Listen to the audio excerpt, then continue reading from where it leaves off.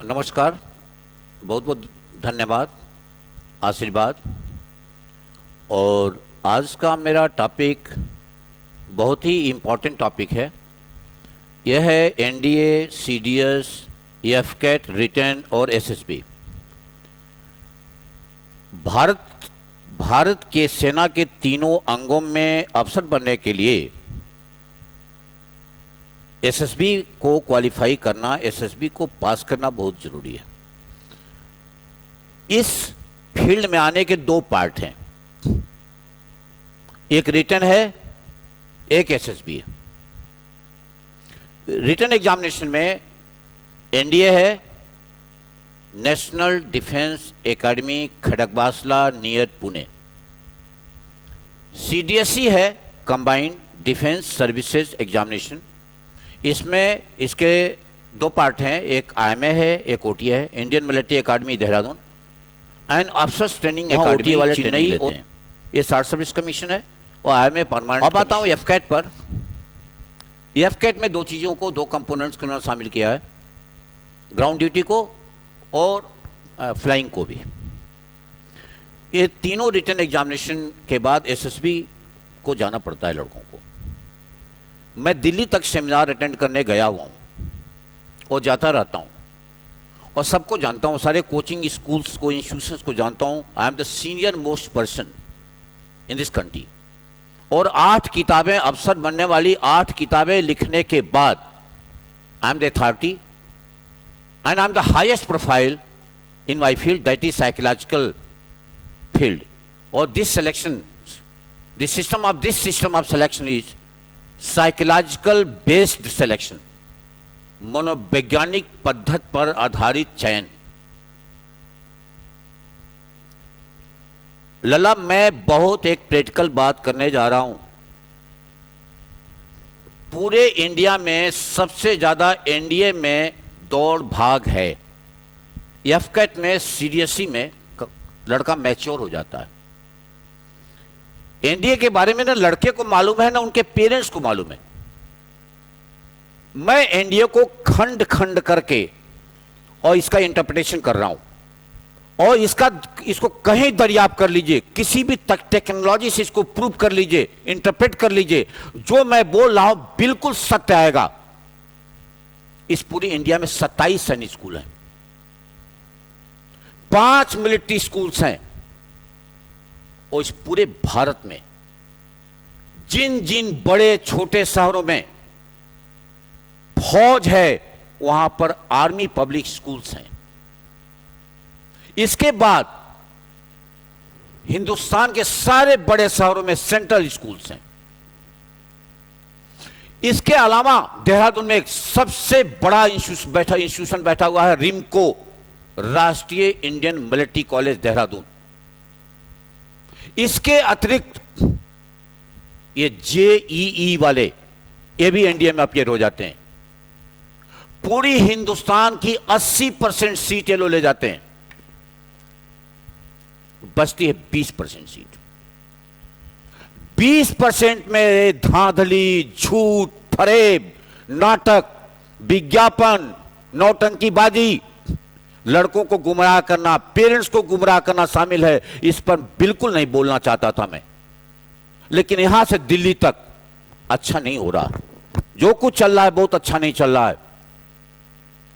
उसका कारण बता दूं मैं। एनडीए में 2 प्रकार का लड़का आता है। पहले तो एक, उसके पहले मैं एक शेर बोल दूं, ये रंग भरने से तस्वीर नहीं बोलेगी, ये रंग भरने से तस्वीर नहीं बोलेगी, मौत बहुत जिद्दी है, होठ नहीं खोलेगी। रंग भरने से तस्वीर नहीं बोलेगी, मौत बहुत जिद्दी है, होठ नहीं खोलेगी। कोई ऐसा तराजू लाओ जिसमें पासंग न हो, कोई ऐसा तराजू लाओ जिसमें पासंग न हो। ये जिंदगी अब झूठ को न झेलेगी। हो क्या रहा है? यूपी बोर्ड का लड़का और सीबीएसई, जितने सेंट्रल बोर्ड हैं, दोनों तरफ का लड़का ये एनडीए में आता है। इसकी सीटें लिमिटेड हैं, कभी 350, कभी 400, कभी 450, कभी 500 को टच करती है। लाखों लड़का बैठता है। इसके पेपर्स मैथ, इंग्लिश, जीएस में 2 पार्ट, साइंस वाला पोर्शन और अदर पोर्शन जिसमें आर्ट्स के पॉलिटी है, लॉ है, ज्योग्राफी है, ये सब पोर्शन, हिस्ट्री है, ये सब आती है। मैथ का पोर्शन थोड़ा टफ होता है, इसलिए एनडीए निकालना सबके लिए, सबके बस की बात नहीं है। मेरी बात को सुने। मैंने पहले बोला था कि सेना के तीनों अंगों में अफसर बनने के लिए 2 पार्ट हैं। एक पार्ट है रिटन, दूसरी पार्ट है एसएसबी। मैं अपने यहां संस्था में रिटन को भी चलाता हूं, एसएसबी को भी चलाता हूं। एसएसबी को 40 साल से ऊपर चला रहा हूं। 8 किताबें मैंने लिखी हैं जो इंडिया की बेस्ट बुक्स हैं। मैं घमंड नहीं कर रहा हूं, लेकिन मेरा चुनौती है कि इससे अच्छी कोई किताब इस कंट्री में नहीं है। इसको किसी फार्मूले से आप तोल सकते हैं। जब रिटन में लड़के का एडमिशन होता है तो ये कहा जाता है कि रिटन के बाद एक छोटा सा इंटरव्यू है। That is wrong notion, that is bluff. SSB बहुत कठिन है और आसान भी। बहुत कठिन तो नहीं, लेकिन आसान नहीं, उसका सिस्टम अलग है। रिटन तो लड़का अगर मैथ में मेहनत कर ले, इंग्लिश में मेहनत कर ले, जीएस में मेहनत कर ले, निकाल ले जाएगा। इसलिए आप जब भी, आप अगर पेरेंट्स हैं तो मेरी बात को सुन रहे हैं, अगर आप कैंडिडेट हैं तभी मेरी बात सुन रहे हैं। अगर कैंडिडेट के आप परिचित हैं, उस लड़के को मार्गदर्शन कर सकते हैं आप कि रिटन के साथ जहां पर ओरिजिनल एसएसबी ना हो, ओरिजिनल एसएसबी का मतलब 3 एक्सपर्ट चाहिए और रिटन के साथ साथ एसएसबी चाहिए, वहां आप बच्चे का नामांकन करवाएं। क्योंकि रिटन के बाद सेकेंड पार्ट आ रहा है। सेकेंड पार्ट है सर्विसेज सिलेक्शन बोर्ड का, जो एयरफोर्स का अलग है, नेवी का अलग है, आर्मी का अलग है।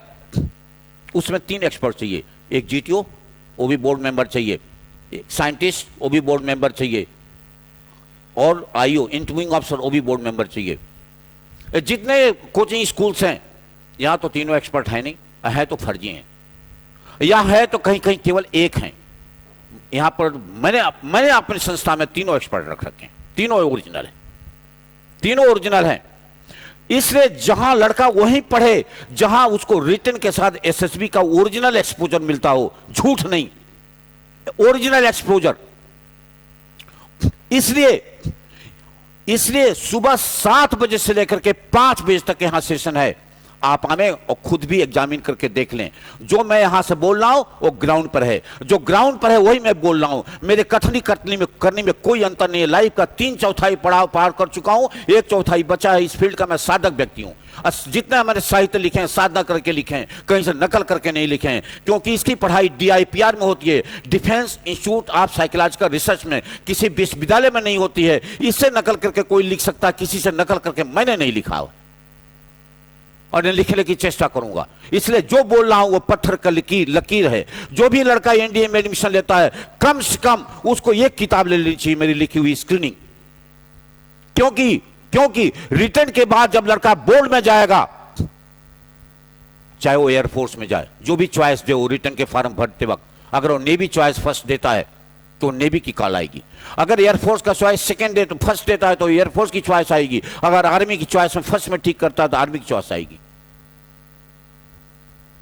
वहां जाएगा तो सबसे पहले दिन उसका एक टेस्ट होगा, जिसको स्क्रीनिंग कहते हैं। इसको 1998 में लागू किया गया था, केवल 1 साल के लिए ट्रायल और एरर बेसिस पर, लेकिन ये अभी तक गवर्नमेंट ने इसको खत्म नहीं किया। 1000 में 950 लड़का, 970 लड़का, 940 लड़का उसी वक्त वापस होता है। 1998 से लेकर आज तक किसी ने स्क्रीनिंग पर किताब नहीं लिखी। मैंने 3 साल रिसर्च तो कर रहा हूं बहुत दिनों से, 1998 में भी उसमें शामिल है। उसके बाद मैंने 3 साल रिसर्च करके किताब लिखी है। इसमें 11 OIR के सीरीज दिए है। OIR का 2 इंटरप्रिटेशन है, officers intelligence rating and overall intelligence rating.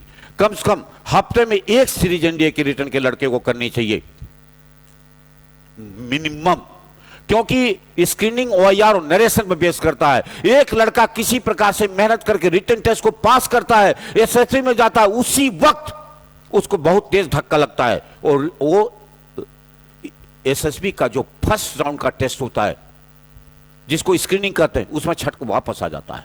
दोबारा या तो रिटर्न नहीं पास नहीं करता, या पास करता था फिर स्क्रीनिंग से छटनी से फिर वापस आ जाता है, और तब तक ओवरेज हो जाता है। इसलिए एसएसबी का ज्ञान लड़के को बहुत जरूरी है। और दूसरा लड़का जिसके परसेंटेज 80% होते हैं, उसमें कोचिंग वाले ये भ्रमित करते हैं कि इसमें तो फौज वाले अफसरों के लड़कों का होता है। ऐसा कुछ नहीं है। जो भी आदमी पैरामीटर पूरा करता है, मैंने अपने तो अभी तक जितने सिलेक्शन दिए हैं 80% मैंने गांव के लड़कों को सिलेक्शन दिया। आप आकर डेटा देख सकते हैं, उन लड़कों से, उन अफसरों से टेलीफोन से बात कर सकते हैं आप। और सब यूपी बोर्ड के हैं और सब मेहनत करके हैं। जब वो आए थे तो एनडीए में आए थे, हो सकता किसी का सीडीएस में हुआ, किसी का एफकेट में हुआ, और 1-2% का एनडीए में हुआ। एनडीए का पूरे कंट्री में रिजल्ट केवल 4% है, इतना मेहनत करने के बाद भी। इसलिए हमारे यहां सेशन सुबह 7 बजे से है। अगर लड़का इंग्लिश नहीं जानता है तो इंग्लिश बुलवा लेंगे, लिखना नहीं जानता है लिखवा लेंगे, क्योंकि रिटर्न के बाद यह मुसीबत एसएसबी बहुत बड़ी मुसीबत है। लला,